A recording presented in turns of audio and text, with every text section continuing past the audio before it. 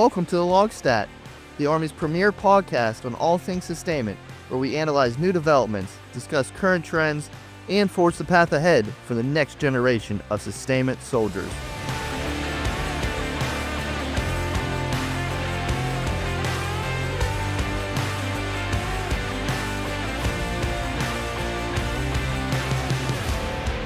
Hello everyone, welcome to another episode of the LOGSTAT. I'm your host, Captain Garrett Powell. Before we begin today, I wanted to wish everyone a happy Independence Day as we start the 4th of July weekend. Enjoy all the celebrations with family and friends, and be safe out there. Today, at some point in everyone's career, I bet you've walked into a motor pool and found yourself staring at a new piece of equipment. You ask yourself, where did this come from? You start to check it out and wonder why this piece of equipment has the capabilities it does, or why is it designed a certain way? But where did this all come from? Who developed this and why? Well, I'm here today to walk you through the process and the organization that oversees the development of all new equipment that you'll find yourself interacting with. That is, the Army's Futures Command. Specifically, we will focus on the Transportation Requirements Development Branch of the Sustainment Capability Development and Integration Directorate. To guide us through the discussion today, I have with me Mr. Donald Orwitton, who is the Transportation Requirements Branch Chief. He enlisted into the Army in 1974 as an armored crew member and rose to the rank of Staff Sergeant before being commissioned as an artillery officer in 1987.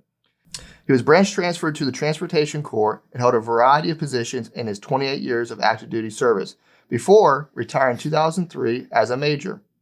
He holds a bachelor's degree in business management from the University of Louisville and a master's degree in personnel management from Old Dominion University.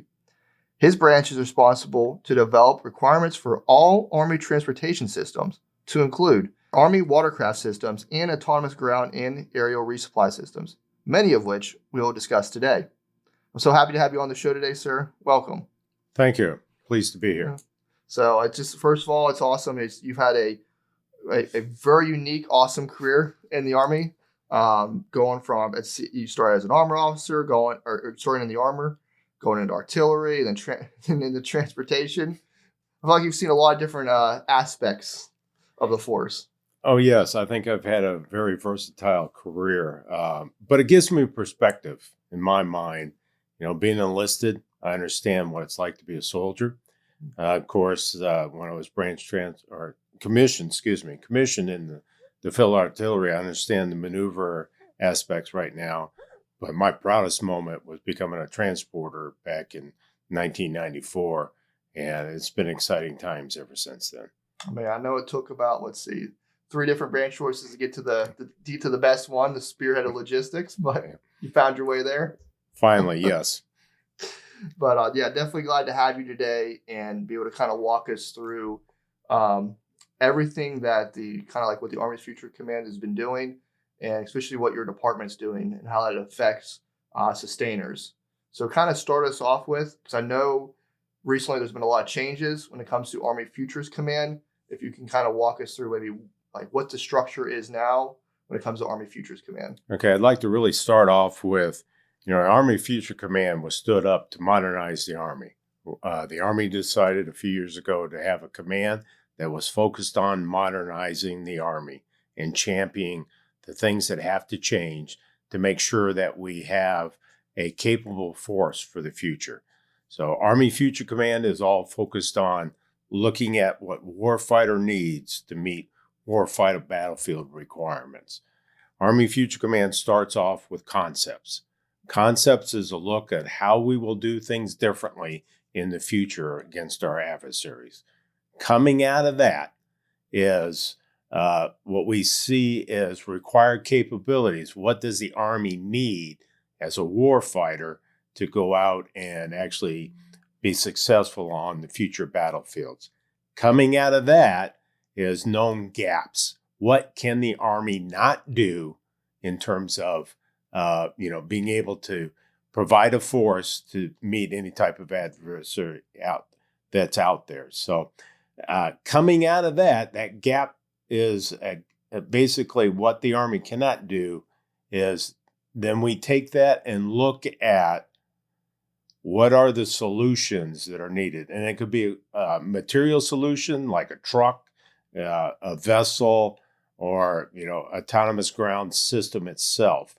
Or it could be a change in doctrine, or it could be a change in organizational design. It could be a change in the way we do training. So that is all part of what we look at to modernize the Army itself. So within AFC, there's a Future Concepts and Capability Command that is listed or actually located at Fort Eustis, Virginia. That is per se our higher headquarters. Out of that, there are several CDEDs spread out across the Army. Here at Fort Greg Adams, we have the Sustainment Capabilities Development and Integration Directorate.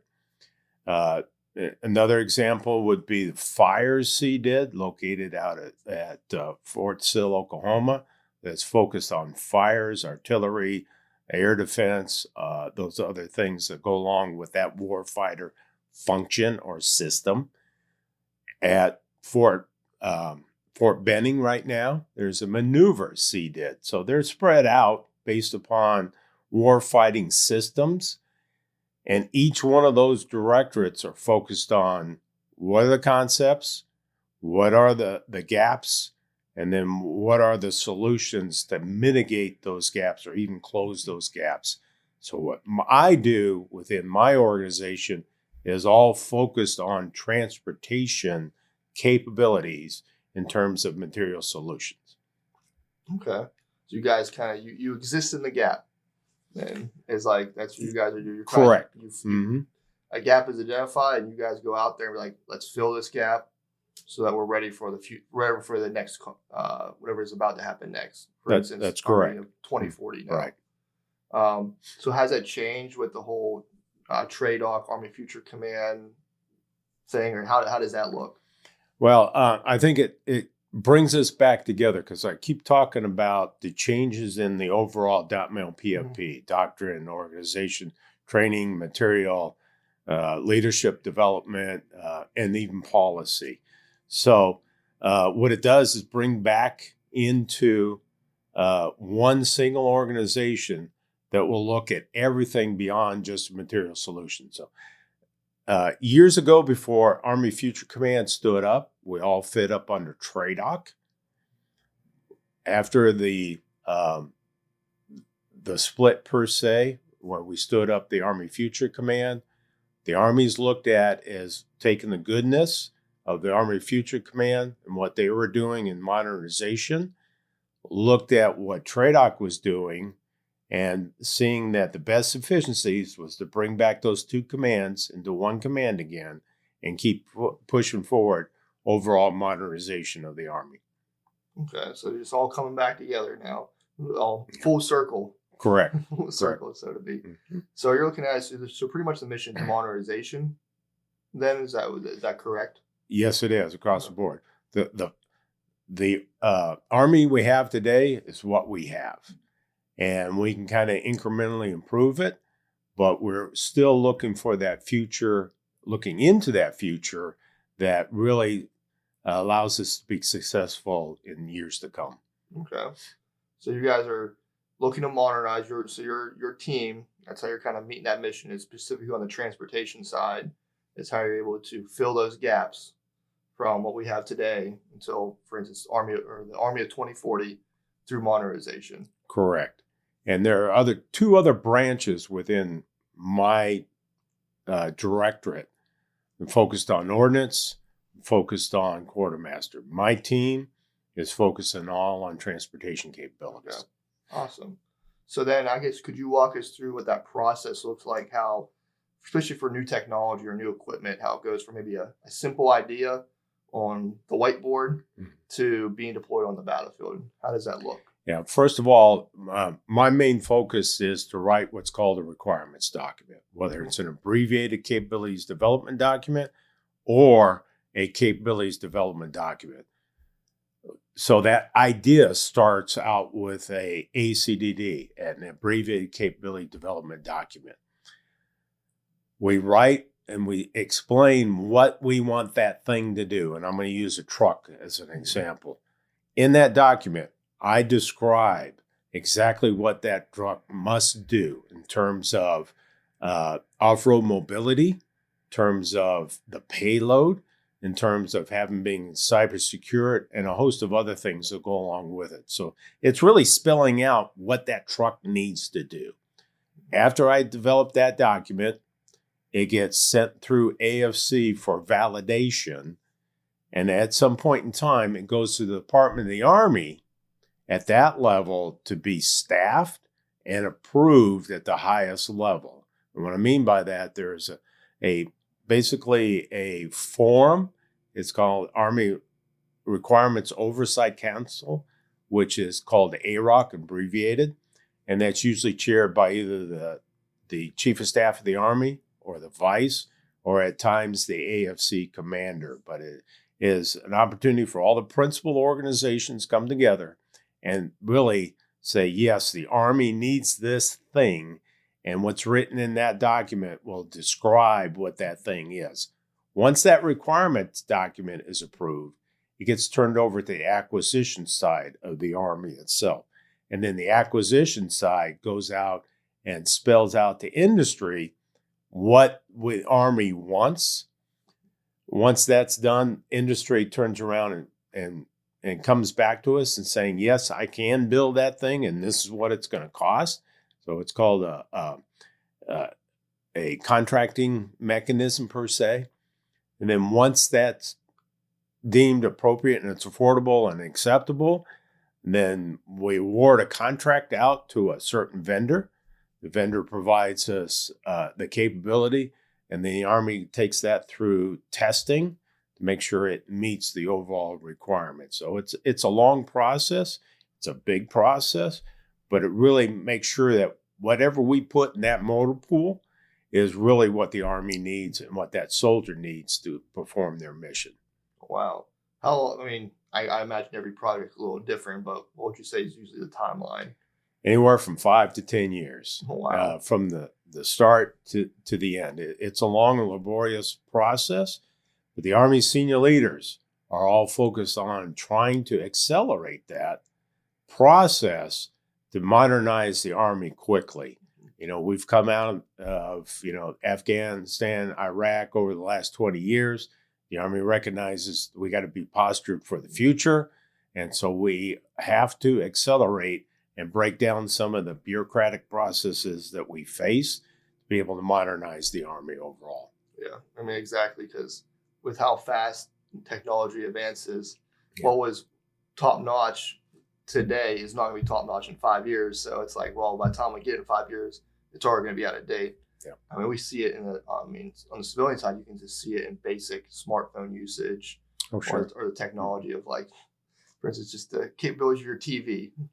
Is how quickly technology advances. It really does. Especially when you talk about software and those things as well. And now we're really getting entrenched into autonomy. And, autonomy is really exploding across the board. And we're trying to capitalize off of it. Yeah. Years gone by, the Army would invest and have a truck built basically what, the Army requires. But we're trying to leverage today. Today, we're trying to leverage commercial trucks and modify them to meet our requirements. So that's some of the things that we're trying to change to be cheaper, less costly to the Army, and actually accelerate, some of this modernization efforts.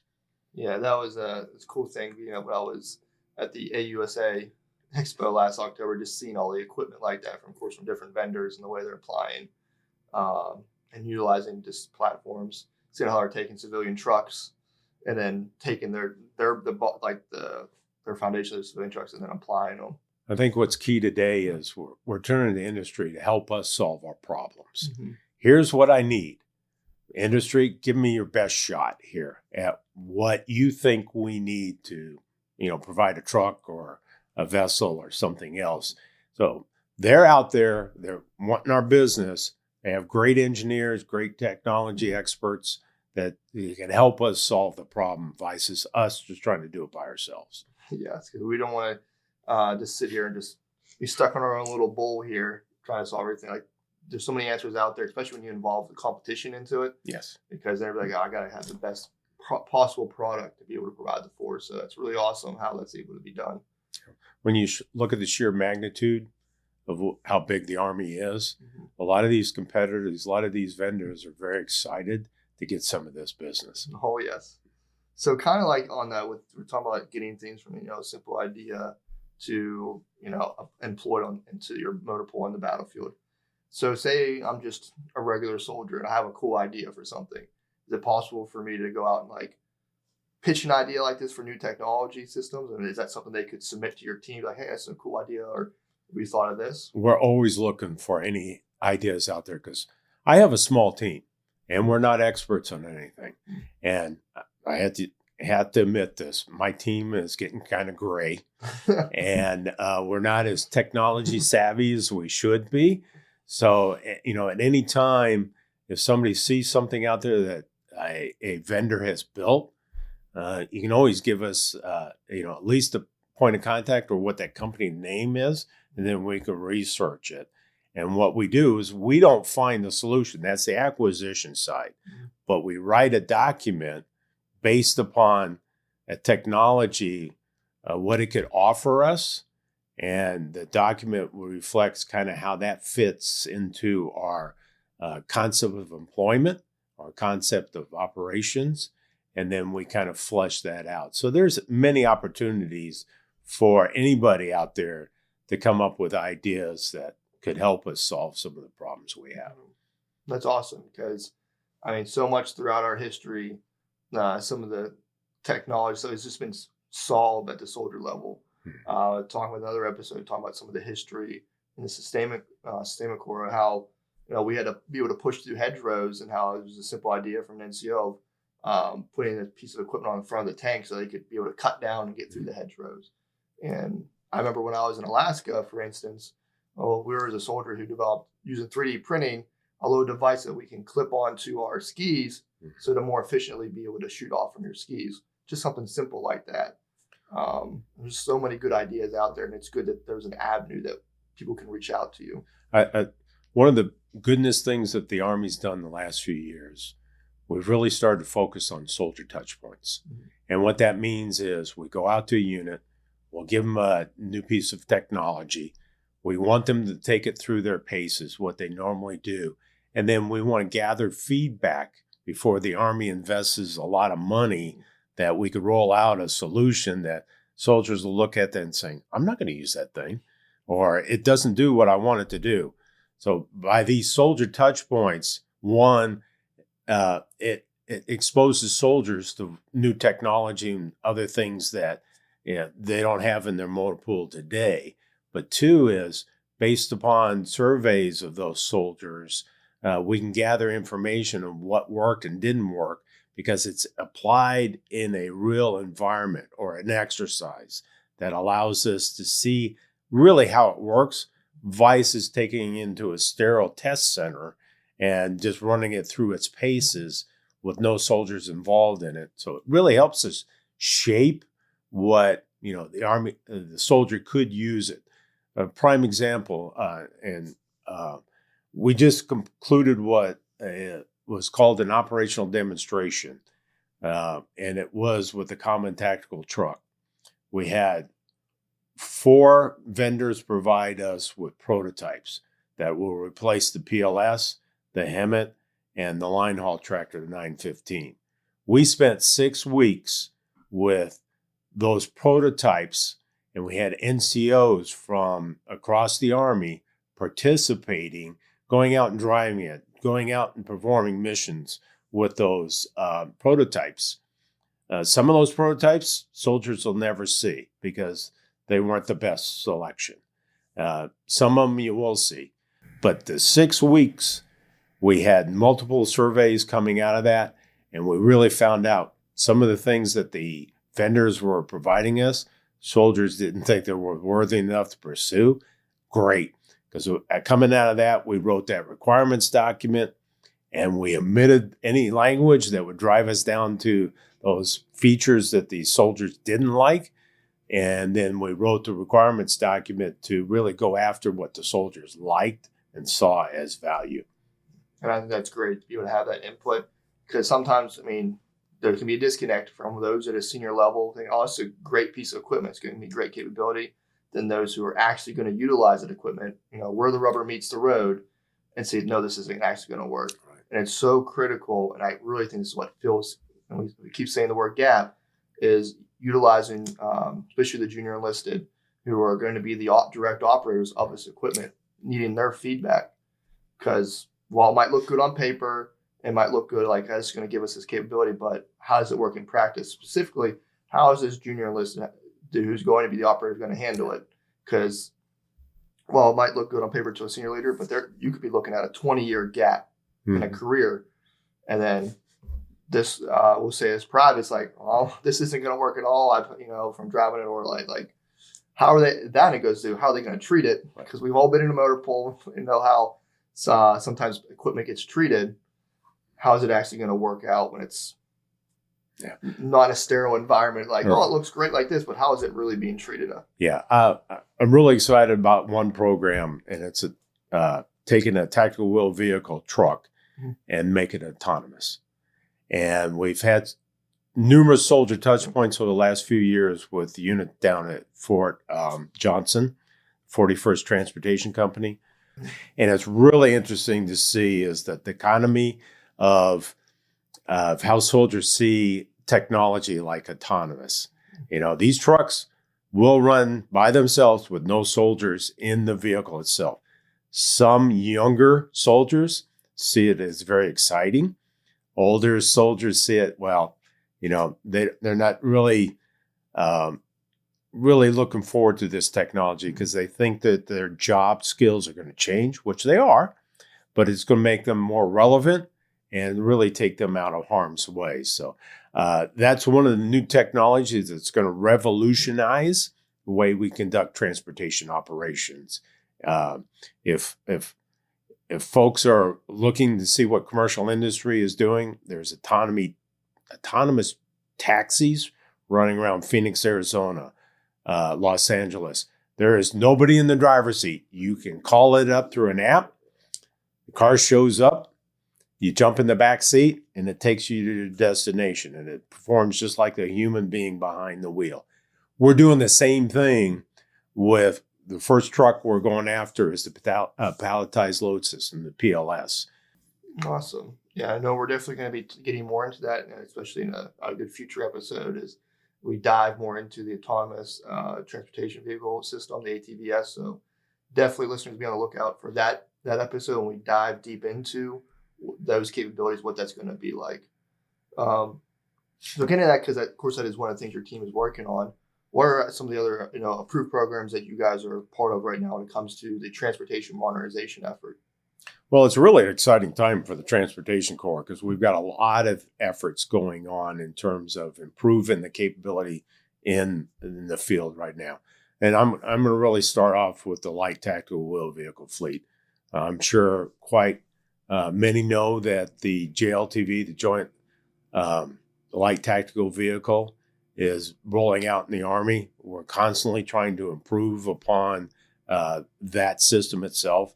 So the trucks that we started fielding 10 years ago aren't going to look the same as what we're going after today. We're trying to bring in a lot of the modernization features, like some of the active safety equipment that most soldiers have in their private vehicles today, the Chevys or the Fords that they're driving. All those safety features are being brought into the light tactical vehicle fleet. It really is about safety and safe operation of the fleet itself. Moving forward to the FMTV fleet, units are going to start receiving the FMTV A2, as it's called. What it really brings in is when we went and put armor onto these vehicles, we lost a lot of off-road mobility. The A2 buys back that off-road mobility, and the superior ride quality, it equals to the JLTV at the medium truck level itself. So that's something that we'll see here in the next year where units will start receiving the FMTV A2. At the heavier fleet, we're moving forward to replace the PLS, the 915, and the Hemet family of vehicles with what's called the Common Tactical Truck. And that's really, it'll be one truck that is kind of a family that replaces those three fleets as well. We're just finalizing that requirements document, and we should be starting to produce a limited quantity starting in FY27 and ramp that over time itself. But the Common Tactical Truck, or the CTT as it's commonly known, will have advanced driver features like lane departure warning, collision mitigation, adaptive cruise control. It has all those safety features that modern cars have today, but more importantly, that is the digital backbone that allow us to put an autonomous kit on these trucks and let them operate autonomously itself. So the trucks will have a cab, and so the commander can decide whether or not to have those crewed, or based upon the mission, based upon the threat, the commander may decide, hey, I'm just going to let the truck go out and do its mission. I'm going to have that truck operate uncrewed. Okay. The next thing that we're working on is modernizing the Army watercraft fleet itself. Army watercraft fleet is a small capability, but very needed, especially as we look towards our pacing theater, which is PACOM right now. To move from island to island, to move anywhere, it's going to take Army watercraft to do it. Currently, we have what's called the MSV Light, or Maneuver Support Vessel Light, prototype in the water. It's out in Hawaii.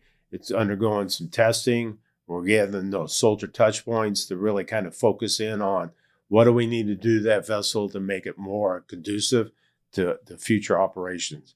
Very exciting time. The soldiers from the 7th Brigade right now are operating that vessel, putting it through its paces. They're great, providing us great feedback on that system itself. The next vessel that we're working on right now, we just completed the requirements document, is the force support vessel. The force support vessel is basically taking a commercial vessel and modifying to meet the Army needs, but it is going to give us greater advantage in speed.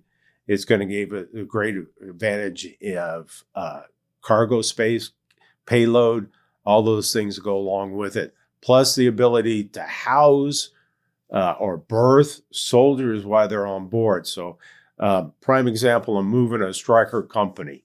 I can put all the equipment on, and I can also put all the soldiers on and take care of those soldiers, provide them all the means to, to feed, space to sleep, all those things as well. So we're really excited about that itself. It's a known capability that provides logistics support to offshore drilling, the drilling platforms that you see on TV that provide oil and those things.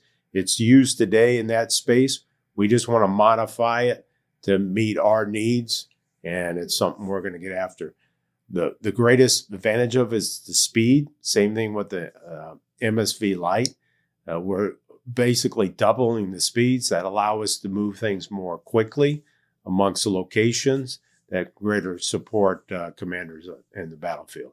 The third leg of my team is working on the robotic side, the ground. Autonomous transport vehicle system is an autonomous applique kit. I kind of described about it a little bit earlier, that we're first applying it to the PLS, but when the CTT comes on, we can put that kit on the CTT that satisfies the rest of the heavy tactical wheel vehicle fleet. The other ground piece that we're working on is called the Modular Medium Equipment Transport Trailer. It's not really a trailer. We're calling it a trailer because it can act like a trailer, but it's a double axle platform that could work autonomously, providing medium payload up to 7,600 pounds of payload, and it can move any class of supply. It also provides exportable power. It'll store power, and it has that ability to run silently at times of need itself. So that's something we're just kicking off here. Just started the requirements document on that. And then also we have what's called the Joint Tactical Autonomous Aerial Resupply. Think of a small drone in the commercial space. You probably have heard about it. Domino's is using a drone to deliver a pizza. Well, it's kind of like that same idea, but we're looking at a payload of 150 pounds and going out 23 kilometers and coming back in. So it's a drone that can carry classes of supply to the point of need, small classes of supply to the point of need itself. Wow, so you guys definitely have a very busy shop right now. But it's exciting times, really is, because you see that we're modernizing things. So yeah, you can definitely see Higher Team truly is modernizing right now, filling that gap, the transportation of 2040. So it's definitely interesting to see that. And I know in future episodes we're going to kind of get more into each of those. This is more so like a little teaser on what some of the other topics will be and the capabilities that these pieces of equipment is going to bring to the battlefield for U.S. forces. So I think that's awesome. Kind of also I always like to talk about is like, so from your wealth of experience, everything you're doing modernizing right now, what good advice do you have for the sustainment community? Well, I think it's important. Sustainment's always relevant in any operation, military operation. It's going to change. The way we are organized today wasn't the way we were organized back in World War II. So we have to grasp modernization. We have to accept change. We have to really start looking at what's best for the Army as a whole. But my advice to the community is help us drive that change. Give us that feedback. We always can't act on every feedback, but you'd be surprised what we can do. And I'm going to really kind of throw out something very simple that we gained from just talking to soldiers, and we're able to quickly adapt something. So ATVS will have a backup camera in it. It requires cameras all around the vehicle for situational awareness. When we had soldiers operating the vehicle and they were crewed, but they were using the backup camera, they said, one soldier came up and said, "You know what you're missing is the lines that I have in my backup camera in my car." And to kind of show me, where I'm at and turning and whatnot, we were able to turn that idea into a software development within 1 week. And so moving forward, all the ATVSs, backup cameras, have the little lines that help you line the truck up to, a parking spot or backing it up, period. So that was one of the examples that we were quickly able to change something based upon a soldier comeback. That's awesome. Yeah, that is awesome. And I go back to getting that input from those who were actually operating the equipment, and I think that's going to really drive us forward and really get after modernization truly, so that we're ready for the Army of 2040. Anything final you'd like to add when it comes to modernization for the audience? Well, I can tell you, Transportation Corps is kind of leading the way on modernization because nothing happens until something moves. Exactly. That's why we're the spearhead of logistics. But we do want to thank you, sir, for coming in today, taking the time and just providing a nice detailed overview of the Army's Futures Command, specifically on the Transportation Requirements Development branch that your team works through. There's so much that I know I didn't know until today, so I know I learned a lot. This is a truly unique process that your department works with. I know you're very busy constantly with new modernization efforts. And I know specifically I look forward to the follow-up episode when we're going to be diving into the Autonomous Transport Vehicle System, the ATVS, that we've alluded to today. We really get into the specifically the capabilities of that system and how that's going to be applied on the battlefield. So I'm excited for more details on that. So thank you once again, sir. That is all we have today, folks. I hope you've all enjoyed our discussions just as much as I have. Once again, enjoy the 4th of July weekend. As always, sustainment leaders start here. See you next time.